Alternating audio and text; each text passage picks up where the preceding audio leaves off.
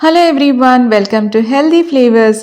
ఈరోజు నేను మీకోసం ఒక స్పెషల్ రెసిపీని తీసుకుని వచ్చాను. అదే కట్టె పెరుగులు, దోసకాయ ఆవకాయ పులుసు. ఇది చాలా రుచిగా ఉంటుందండి. ఒక మంచి ఫ్లేవర్ని మీరు ఎంజాయ్ చేయగలుగుతారు. రెసిపీ కూడా నేను అన్ని టిప్స్తో పాటు చూపించాను కాబట్టి బిగినర్స్ కూడా చాలా ఈజీగా చేసుకోవచ్చు. చేపల పులుసు అనేది రకరకాలుగా చేస్తూ ఉంటారండి. కానీ ఒక్కసారి ఇలాగా చిన్న చేపలతో దోసకాయ వేసి ఆవకాయ పులుసు పెట్టుకోండి, సూపర్గా ఉంటుంది. ఈ రెసిపీని కంప్లీట్గా మీరు వాచ్ చేసి ట్రై చేయండి, తప్పకుండా మీకు నచ్చుతుంది.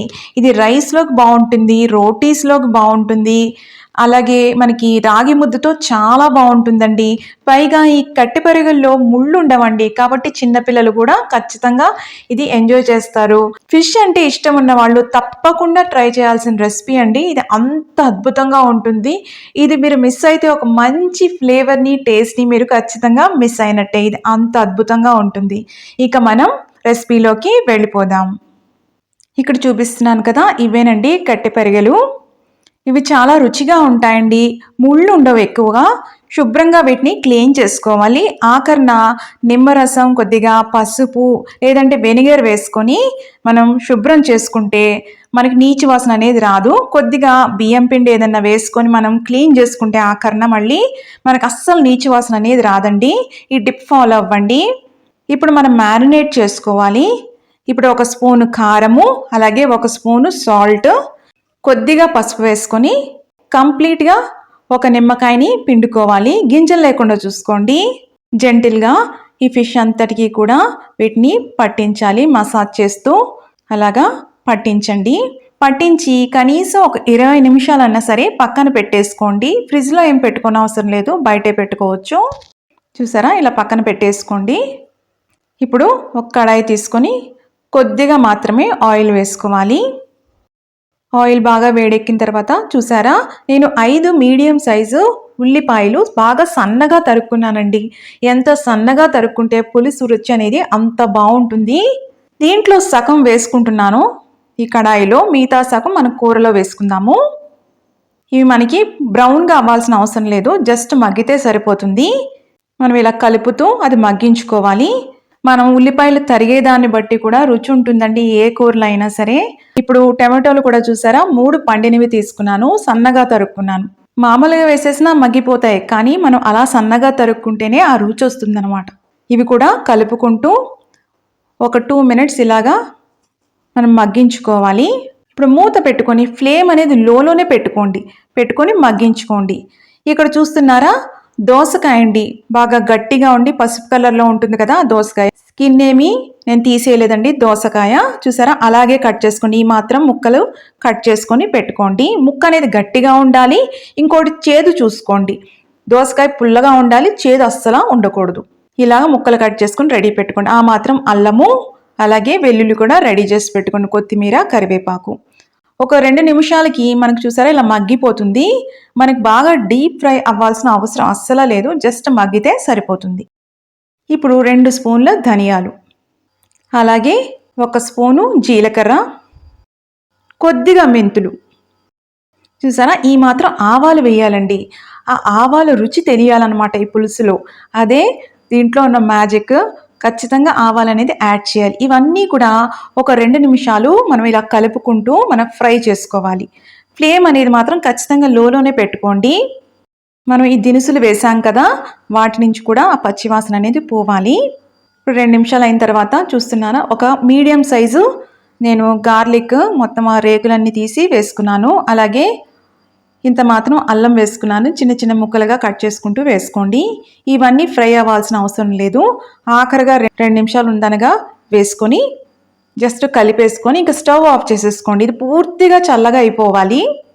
ఇక్కడ చూపిస్తున్నా ఇంత మాత్రం ఎండు కొబ్బరి అండి, సన్నగా తరుక్కున్నాను చూసారా, అలా తరుక్కోండి. అప్పుడు ఈ మిక్సీ పట్టేటప్పుడు మెత్తగా అవుతుంది పేస్ట్. ఇదంతా పూర్తిగా చల్లగా అయిపోవాలి. వేడి మీద ఎప్పుడు కూడా పేస్ట్ పట్టుకోవద్దు. ఇప్పుడు ఇలా మిక్సీలో వేసుకున్నాను. చల్లగా అయిపోయిన తర్వాత కాస్త నీళ్లు పడితే అవసరం పడితే వేసుకోండి, లేకపోతే అవసరం లేదు. మెత్తని పేస్ట్ చేసుకొని రెడీ పెట్టుకోండి. ఇక్కడ నేను ఒక 1.5 లెమన్ సైజ్ అండి, నేను చింతపండు తీసుకొని కాస్త ఉడకబెట్టుకొని బాగా అదంతా గుజ్జు తీసి రెడీ పెట్టుకున్నాను. ఇప్పుడు చేపలు చేసుకోవడానికి ప్యాన్ అనేది వెడల్పుగా ఉంటేనే చక్కగా కర్రీ అనేది పర్ఫెక్ట్గా వస్తుంది. ఆ చేపలు అనేవి చితికిపోకుండా కరెక్ట్గా పర్ఫెక్ట్గా ఉంటాయి. దీంట్లో ఆయిల్ వేసుకున్నాను. ఇప్పుడు కాస్త ఆయిల్ పడుతుందండి. పులుసు అంటేనే కాస్త ఆయిల్ పడుతుంది. ఆయిల్ వేడెక్కిన తర్వాత ఇందాక 5 ఆనియన్స్ మనం కట్ చేసుకున్నాం కదా, సన్నగా తరుక్కున్నాం కదా, అందులో సగమేమో ఇందాక వేయించుకున్నాము. ఇప్పుడు మిగతా సగం వేసేసుకుంటున్నాం. సన్నగా తరిగాను చూసారా, అలా ఉంటేనే పులుసుకు చాలా రుచి అండి. అలానే తరుక్కోవాలి. ఇలా కలుపుకుంటూ మనం ఆనియన్స్ అనేవి కాస్త దగ్గర పడాలి. చూసారా, ఇలా అవ్వాలన్నమాట. డీప్ ఫ్రై మాత్రం చేసుకోవద్దు. ఎందుకంటే మనం ఫ్రై చేసే విధానాన్ని బట్టి, మనం ఎప్పుడెప్పుడు ఏ మసాలాలు వేసుకున్న దాన్ని బట్టి కూడా కలర్ ఉంటుంది, ఇంకో టేస్ట్ కూడా మారుతుంది. ఇప్పుడు మనం అల్లం వెల్లుల్లి పేస్ట్ ఇక్కడ వేసుకోవచ్చు, కానీ ఇలా వేసుకుంటే ఒక రుచి వస్తుంది. మనం అలాగా దీంట్లో వేసుకుంటే ఒక రుచి వస్తుంది. ఇప్పుడు ఈ పేస్ట్ అంతా కూడా వేసేసుకుంటున్నాం. చూసారా, జస్ట్ ఆనియన్స్ అనేవి మగ్గినవి. ఇప్పుడు పేస్ట్ అంతా కూడా వేసేసుకోవాలి. ఆ మిక్సీలో కాస్త నీళ్లు వేసుకొని అది కూడా వేసేసుకోండి. కాస్త ఒక 2 స్పూన్లు నీళ్లు సరిపోతాయి. ఇదంతా కూడా చక్కగా బ్లెండ్ చేసుకోండి. ఇప్పుడు మూత పెట్టుకొని ఫ్లేమ్ అనేది లోలో పెట్టుకోండి. గిన్నె అనేది మందంగా లేకపోతే అడుగంటేస్తుంది. కాబట్టి చూసుకుంటూ ఉండండి, మధ్య మధ్యలో కలుపుకుంటూ, అడుగంటకూడదు, మాడిపోతుంది లేకపోతే. ఇప్పుడు చూసారా, ఆయిల్ అంతా కూడా సెపరేట్ అవుతుంది. పైన అంతా మనకు కనిపిస్తుంది, ఆయిల్ అంతా సెపరేట్ అవుతుంది. అప్పుడు మళ్ళీ ఒక్కసారి కలుపుకుందాము. ఆయిల్ అంతా సెపరేట్ అవుతుంది అంటే అర్థం ఏంటంటే దానికి ఉన్న పచ్చివాసన కంప్లీట్గా పోయింది. ఇప్పుడు నేను కాస్త సాల్ట్ వేసుకున్నాను.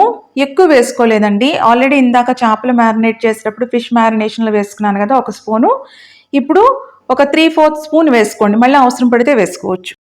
1.5 స్పూన్ కారం వేసుకున్నానండి. కాస్త కారం పడుతుంది దీనికి, ఎందుకంటే పులుపు, రకరకాల పులుపులు వాడుతున్నాం ఇక్కడ మనం, దానికోసం. 1/2 స్పూన్ కన్నా తక్కువగా పసుపు, ఒక 1/2 spoon Kashmiri red chilli powder అండి. పూర్తిగా ఆప్షనల్ ఇది. ఇది మంచి కలర్ వస్తుందండి. ఆ పులుసు చూడడానికి చాలా బాగుంటుంది. ఇది చక్కగా బ్లెండ్ చేసుకోండి. ఒకవేళ కాశ్మీరీ చిల్లీ పౌడర్ లేదనుకోండి, మామూలు కారమే కాస్త ఒక 1/2 స్పూన్ ఎక్కువ వేసుకోండి, సరిపోతుంది. ఇదంతా చక్కగా బ్లెండ్ చేసుకోవాలి. స్పైస్ పౌడర్స్ వేసుకున్న వెంటనేనండి ఎప్పుడూ నీళ్లు పోసుకోకూడదు. అలా పోసుకుంటే మంచి గ్రేవీ బేస్ అనేది రెడీ అవ్వదండి. దానికి ఉన్న పచ్చివాసన పోవాలి. ముందు స్పైస్ పౌడర్స్కున్న పచ్చివాసన పోవాలన్నమాట. ఆయిల్లో అవి బాగా మగ్గాలి, వేగాలి అవి. ఇది ఒక టిప్ అనమాట మంచి గ్రేవీ బేస్ రావడానికి. ఇప్పుడు ఇలా బ్లెండ్ చేసుకున్నాం కదా, చక్కగా కలుపుకున్నాం కదా, మూత పెట్టుకొని లో ఫ్లేమ్లో పెట్టుకొని ఒక 2 మినిట్స్ కుక్ చేసుకోండి. ఆయిల్స్ అన్నీ కూడా చక్కగా ఆయిల్ సెపరేట్ అవుతుంది చూసారా, అది ఇండికేషన్ అనమాట. పచ్చివాసన అనేది మనకి ఆ మంచి అరోమా కూడా వస్తుందండి. ఆ పేస్ట్ నుంచి కానీ మా గ్రేవీ బేస్ నుంచి మంచి అరోమా రావాలి. అప్పుడు పర్ఫెక్ట్గా కుక్ అయినట్టు, గ్రేవీ బేస్ రెడీ అయినట్టు.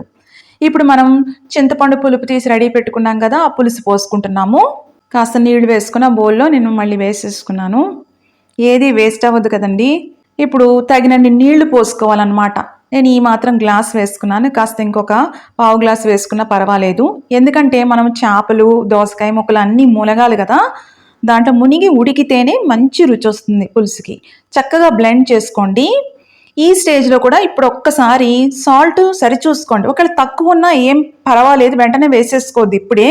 మనం ఇంకా ఫిష్ అది అంతా వేసి కాస్త ఉడికిన తర్వాత అప్పుడు మనం వేసుకుందాం. ఎందుకంటే ఆవకాయ పులుసు పెడుతున్నాం కదా, దానికోసం అప్పుడే ఒకటేసారి సాల్ట్ అనేది ఎక్కువ వేసుకోవద్దు. మూత పెట్టుకొని ఫ్లేమ్ లోలో పెట్టుకొని ఒక 4 మినిట్స్ అన్నా పులుసుని ఉడికించుకోవాలి. ఆ పులుసు అనేది ఉడకాలండి బాగా. ఇప్పుడు చూసారా, చక్కగా మనకు ఆయిల్ కూడా పైకి వస్తుంది. కాస్త ఉడికింది కదా. పులుసు ఉడికిన తర్వాత ఎప్పుడు చేపలు వేసుకోవాలండి. డైరెక్ట్గా పులుసులో వేసే కంటే కూడా పులుసు ఉడికిన తర్వాత చేపలు వేస్తే చేపలు అనేవి ఫాస్ట్గా కుక్ అయిపోతాయి. దానికోసం ఇది ఒక టిప్ గుర్తుపెట్టుకోండి. ఇప్పుడు మ్యారినేట్ చేసుకున్న చేపలన్నీ జాగ్రత్తగా ఈవెన్గా పరుచుకోండి. అన్నీ ఒకటే చోట కాకుండా చక్కగా విడివిడిగా మనం ఈవెన్గా స్ప్రెడ్ చేసుకోండి. ఇంక మళ్ళీ మనం గరిటతో ఏమీ కలపమండి. దానికోసం ఒకటేసారి జాగ్రత్తగా అది పరుచుకోవాలి. చేపలు అనేవి హెల్త్ పరంగా చాలా మంచివండి.